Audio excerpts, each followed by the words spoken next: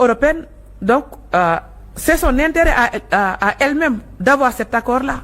Parce que tout simplement, il faut le dire aussi, les montants de la redevance, quoi qu'on dise, ne sont pas très élevés. Quand on parle de 8 milliards, vous pouvez pêcher pendant 5 ans. Non seulement vous pouvez pêcher le thon, mais également vous avez la possibilité d'avoir des prises accessoires, des espèces démersales que vous pouvez pêcher, mais également d'autres espèces que vous avez la possibilité de pêcher. Donc ça ne vaut pas vraiment, comment dire, les redevances sont quand même relativement faibles par rapport aux droits de pêche qui sont accordés à l'Union européenne. Mais l'Union européenne va perdre parce que tout simplement, quand vous poursuivez le thon, mais vous arrivez au Sénégal, c'est l'Union européenne qui va s'arrêter. Ne peut pas pêcher au Sénégal. Donc il va attendre peut-être de rejoindre un autre pays avec lequel elle a un accord pour pouvoir continuer. Et donc c'est ça. Donc le Sénégal ne perd pas. Donc vous êtes en train de dire justement que l'Union européenne est la principale perdante dans cette histoire. Oui, en fait, je veux dire que ce qu'on veut nous montrer, que c'est le Sénégal qui perd parce que tout simplement il y a une manne financière qui lui échappe. Je dis que c'est ça qu'il faut relativiser. Pour dire que dans un accord, il y a toujours des gains de part et d'autre. Il y a aussi des pertes de part et d'autre. Effectivement, s'il n'y a plus d'accord, peut-être les marins, parce que nos marins qui étaient embarqués au bord de ces navires de l'Union européenne, peut-être il y aura une perte d'emploi par rapport à cela. Mais c'est le cas. Oui, mais l'Union européenne aussi est en train de perdre.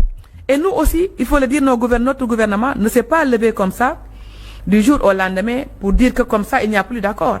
Nous avons réfléchi quand même à des systèmes de financement, à des systèmes, n'est-ce pas, qui permettront, n'est-ce pas, de pouvoir, le banque à gagner, qu'on va subir, de pouvoir le compenser. Donc, il faut le dire, c'est une décision réfléchie, travaillée, quand même avant d'être mise en œuvre. Et malgré tout, l'Union européenne continue à débarquer ses produits au port de Dakar, les produits capturés dans la sous-région ou pas?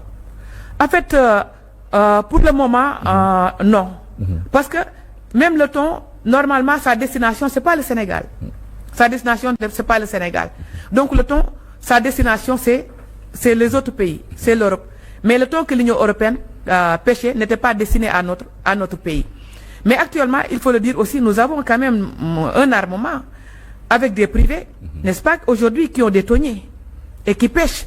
Maintenant, notre souci, c'est comment renforcer ces privés-là, leur permettre, parce que il ne faut pas toujours que nous nous basons sur la flotte étrangère pour exploiter nos ressources. Donc nous devons favoriser, encourager, comment dire, un pavillon, un armement national.